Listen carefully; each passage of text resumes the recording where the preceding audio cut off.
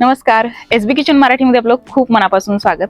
आज आपण रेशनच्या तांदळाचं पीठ आणि स्वीट कॉर्न वापरून खूपच मस्त जबरदस्त पौष्टिक असा नाश्त्याचा प्रकार करतोय।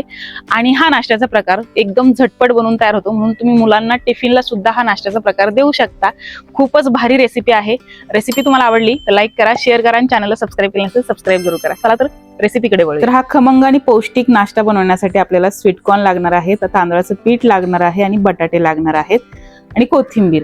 आणि इथे तुम्ही बघू शकता मी जिरं, धणे आणि बडीशोप हे अर्धा चमचे घेतलेत आणि काळी मिरी घेतली इथं 7 ते 8 आणि इथं आलं घेतलेले। आलं आपल्याला अर्धा ते 1 इंच लागणार आहे। मी चटणीसाठी सुद्धा घेतलेलं आहे।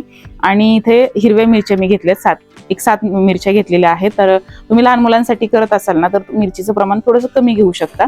मीठ घेतलेलं आहे, तर अर्धा चमचा एवढं मीठ घातले। चवीनुसार तुम्ही घालू शकता तुमच्या साहित्यानुसार। आणि हे कोर्स असं टेक्स्चर मध्ये वाटून घ्यायचे। तर तुम्ही बघू शकता असं आपल्याला ओबडधोबडच हे वाटून घ्यायचं आहे मिक्सरला। आणि आता हे आपण ताटामध्ये काढून घेऊया। तर वाटलेले स्वीट कॉर्न ताटात काढले आणि थोडीशी कोथिंबीर चिरून घेतली। यामध्ये बटाटे घालायचे, तर 3 बटाटे घातलेत, मीडियम आकाराचे 3 तुम्ही घालू शकता। 2 माझे छोटे बटाटे होते आणि 1 मोठा बटाटा घातलाय मी। तर इथे तुम्ही बघू शकताय तांदळाचे पीठ सुद्धा मी घातलेलं आहे। तर तांदळाचं पीठ मी रेशनच्या तांदळाचंच पीठ घेतलेलं आहे, कोणत्याही तांदळाचं पीठ तुम्ही घेऊ शकता। आणि 1 वाटी तांदळाचं पीठ आपल्याला लागणार आहे।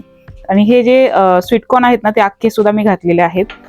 खाताना दाताखाली आलं ना खूप छान वाटतं, म्हणून अख्खे स्वीट कॉर्न सुद्धा यामध्ये घालायचे आणि हे चांगलं मळून घ्यायचं असं। तर थालीपीठाचं पीठ कसं आपण मळतो तर तसंच आपल्याला हे पीठ मळून घ्यायचंय। आता हे पीठ मळून झालं, गॅस पेटवायचंय आणि याच्यावरती पॅन गरम करायला ठेवायचं।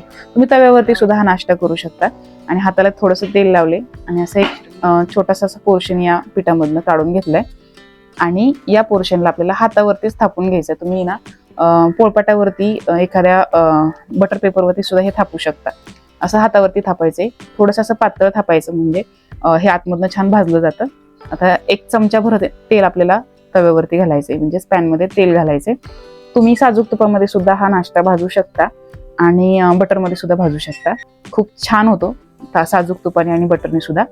तर मी इथे तेलामध्येच भाजतीये। आता हा नाश्ता आहे ना आपल्याला एक एक करून या तव्यावरती घालायचा आहे।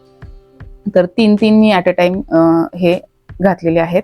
तर तुम्ही बघू शकताय मस्त असं खरपूस असं भाजून घ्यायचंय। आधी गॅसची फ्लेम मी फुल गॅसवरती ना तवा गरम करून घेतला आणि गॅसची फ्लेम कमी केली। लो फ्लेमवरती आपल्याला दोन्ही बाजूने या नाश्त्याला भाजून घ्यायचंय। आणि हे भाजते तोपर्यंत मी एकीकडे थापून सुद्धा घेते। तर तुम्ही बघू शकताय मस्त असं एका बाजूने ना छान असं खरपूस असा सोनेरी रंगावरती भाजलाय। आता दोन्ही सुद्धा पलटी केलेत, ह्याला सुद्धा पलटी करूया। पलटी केलं ना की आपल्याला हा नाश्ता आहे ना 2-3 मिनिटांमध्ये दुसऱ्या बाजूने सुद्धा भाजून होणार आहे। तर लो फ्लेम वरतीच आपल्याला भाजून घ्यायचंय, मस्त खरपूस असं भाजून घ्यायचंय। तुम्ही बघू शकताय दोन्ही बाजूने आपलं हा नाश्ता चांगला भाजून झालेला आहे आणि सुगंध खूप छान दरवळतोय, मस्त गोडसर असा सुगंध येतोय आणि ना तोंडाला पाणी सुटतंय। तर आहे ना हा नाश्ता आपला बनवून तयार झालाय, काढून घेऊया।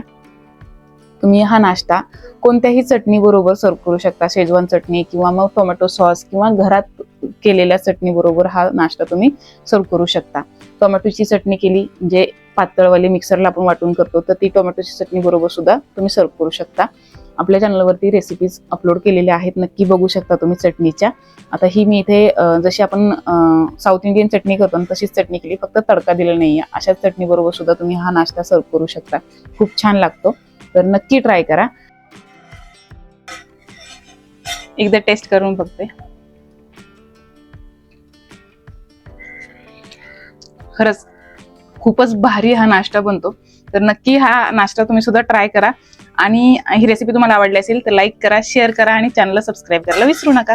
चला तर मग भेटूया नेक्स्ट रेसिपीमध्ये, तोपर्यंत धन्यवाद।